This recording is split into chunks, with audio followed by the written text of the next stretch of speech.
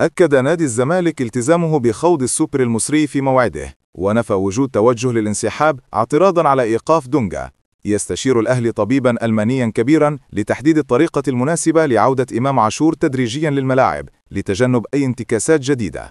أكد طبيب الأهلي وجود تحسن كبير في حالة إمام عاشور، وسيخضع لتحاليل جديدة خلال 48 ساعة المقبلة قبل بدء مرحلة التأهيل والعودة للفريق تدريجيا. قرر طبيب الأهلي أن يخضع جميع لاعبي الفريق والجهاز الفني والعمال لتطعيمات ضد فيروس A كخطوة وقائية قبل عودة إمام عاشور. شارك زيزو والشناوي بكل قوة في الميران الجماعي للأهلي، مما يؤكد جاهزية الثنائي لمباراة بتروجيت القادمة في الدوري. بدأ محمد شريف مرحلة الجري حول الملعب في ميران الأهلي بعد تحسن حالته، وهناك إصرار كبير من اللاعب على اللحاق بمباريات السوبر المصري. ياس ثورب المدير الفني للأهلي يستعين بمباراتي المصري البورسعيدي وبتروجيت لشرح نقاط القوة والضعف في الفريق الأخير قبل مواجهة يوم الأربعاء القادم. أكد ياس ثورب للاعبين أن مباراة بتروجيت لن تكون سهلة وتحتاج إلى تركيز أكبر لاستمرار الانتصارات واستعادة الصدارة من سيراميكا كليوباترا. يدعم وليد صلاح الدين والجهاز الفني بقيادة ياس ثورب اللاعب جراديشار نفسيا، ويطالبونه بنسيان طرده والتركيز على الظهور بشكل مميز في المباراة القادمة للعودة لهز الشباك مجددا. أجرى المدير الفني للأهلي تقسيمة قوية في ميران الفريق بين اللاعبين لمعالجة بعض المشاكل الدفاعية. كريم فؤاد يستغل التقسيم القوية في الميران لمحاولة تأكيد جاهزيته للجهاز الفني للدخول مع الفريق مجددا. يتابع ياس ثورب المدير الفني للأهلي توفيق محمد ظهير أيسر نادي بتروجيت في المباراة القادمة لتحديد موقفه من التعاقد معه في يناير من عدمه. عقد الجهاز الفني للأهلي جلسة خاصة مع محمد شكري في الميران لمنحه بعض النصائح لتطوير أدائه قبل الدفع به أساسيا، نظرا لعدم رضاه عن أدائه الدفاعي أمام إيجل نوار البروندي. يطالب ياس ثورب المعد البدني للفريق بوضع برنامج مخصص لمحمد علي بن رمضان لمساعدته على تطوير مستواه البدني والقدرة على استكمال المباراة بنفس الكفاءة، حيث ينخفض أداء اللاعب كثيرا في الشوط الثاني مؤخرا. يتمسك والد زيزو بشكوى نادي الزمالك في الفيفا بسبب تأكيد البعض له أن لجنة شؤون اللاعبين باتحاد الكرة لن تحكم له سوى ب35 مليون جنيه فقط، رغم إعلان محاميه رغبتهم في عدم إيصال الأمر للفيفا. تقدم نادي الإسماعيلي بشكوى رسمية ضد محمود البنا بسبب أخطائه في مباراتهم الأخيرة أمام فاركو. أكد علي ماهر استمراره في سيراميكا كليوباترا وأغلق ملف الرحيل للاتحاد الليبي. أكد علي ماهر أن هدفه مع سيراميكا هو الاستمرار في المنافسة بقوة على صدارة الدوري أو التواجد في المربع الذهبي للمشاركة القارية والمنافسة بقوة على بطولة السوبر المصري. أكد إيهاب الخطيب أن الأهلي سيتعاقد بحد أدنى مع 5 صفقات في انتقالات يناير: قلب دفاع، ظهير أيمن، ظهير أيسر، مهاجم، ولعب في خط الوسط. أكد إيهاب الخطيب أنه لا يوجد أي تفكير في فيستون مايلي، ووكيله يستغل اسم الأهلي للحصول على أفضل مقابل مادي.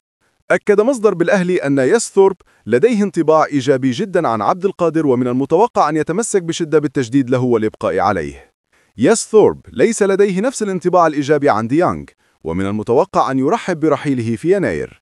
أكد مصدر بالكاف أن هناك توجها لإيقاف الحكم السنغالي عيسى سي حكم مباراة الأهلي وإيجل نوار بسبب طرد جراديشار غير المستحق. السيناريو الأقرب هو رفض الكاف لطلب الأهلي بإلغاء عقوبة اللاعب السلوفيني جراديشار.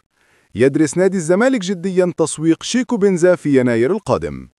انضم أحمد عبد الرؤوف لاعب الزمالك السابق للجهاز الفني للزمالك قبل مباراة البنك الأهلي، رغم تأكيد فيريرا لجون إدوارد أنه لن يكون له دور معه مثل حازم إمام تماما. يحاول أيمن الرمادي مدرب البنك الأهلي إعداد لاعبيه بشكل جيد لمواجهة الزمالك في الدوري لرغبته في استمرار النتائج الإيجابية. تعهد هاني أبو ريدة رئيس اتحاد الكرة لحلم طولان بتذليل كل العقبات أمام المنتخب الثاني قبل خوض بطولة كأس العرب. أكد هاني أبو ريدة لأحمد دياب رئيس رابطة الأندية ضرورة تأجيل مباراتي بيراميدز أمام كهرباء الإسماعيلية وبتروجيت في الدوري، والتي قررت الرابطة إقامتهما في موعد كأس العرب. نفى إيهاب الكومي وجود بند في عقد حسام حسن يقضي بإقالته حال عدم تتويج المنتخب بكأس الأمم الإفريقية. يدعم ريال مدريد تشافي ألونسو المدير الفني للفريق بعد خلافه مع فينيسيوس في الكلاسيكو بسبب استبداله. عاد ليفاندوفسكي لتدريبات برشلونة بعد تعافيه من الإصابة التي تعرض لها في الفخذ اليسرى. أعلن نابولي الإيطالي إصابة دي بروين بتمزق عضلي شديد وغيابه لعدة أشهر. يرى محمود أبو الدهب أن الأداء الذي يقدمه الأهلي مؤخرا مقلق وغير مطمئن ولا يليق بالسكواد الحالي. أكد أبو الدهب أن مشكلة الأهلي ليست في خط دفاعه فقط، بل في المنظومة الدفاعية بشكل كامل بسبب عدم تقديم لاعبي الوسط والأمام للدور الدفاعي.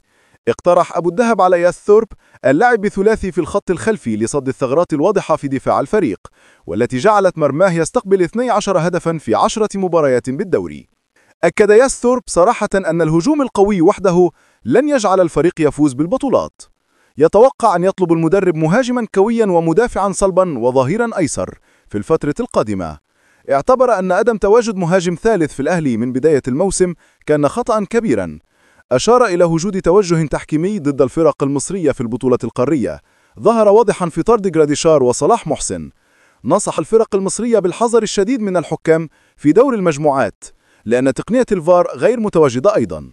أكد أن غياب إمام عاشور أثر بشكل كبير جدا على الأهلي، فهو أفضل لاعب خط وسط في مصر. رغم أن عودة إمام عاشور مكسب كبير، إلا أنه من الصعب أن يلحق بمباريات السوبر.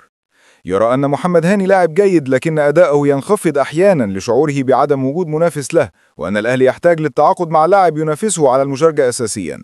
الأهلي هو المرشح الأول للفوز ببطولة السوبر المصري. توقع أن صعود الأهلي على حساب سيراميكا كليوباترا وبيراميدز على حساب نادي الزمالك في السوبر.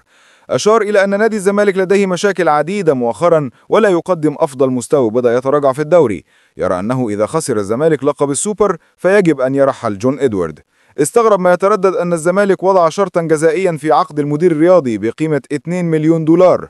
وصف خوان ألفينا بأنه لاعب جيد لكنه لا يظهر إلا في المباريات السهلة، ومباراة بيراميدز ستكون اختبارا حقيقيا للاعب البرازيلي. أكد أنه لو انضم محمد السيد لاعب الزمالك للأهلي فمن المستحيل أن يلعب على أي لاعب في خط الوسط الحالي للأهلي. يرى أن ارتباط اسم محمد السيد بالأهلي مجرد محاولة لتسويقه أو حصوله على مقابل مادي أفضل. أكد أن حسام عبد المجيد نوعية مختلفة، ولو انضم للأهلي فسيشكل إضافة للفريق في الخط الدفاعي. يرى أنه من الأفضل للزمالك بيع حسام عبد المجيد حتى لا ينتقل مجانا للأهلي بعد نهاية تعاقده.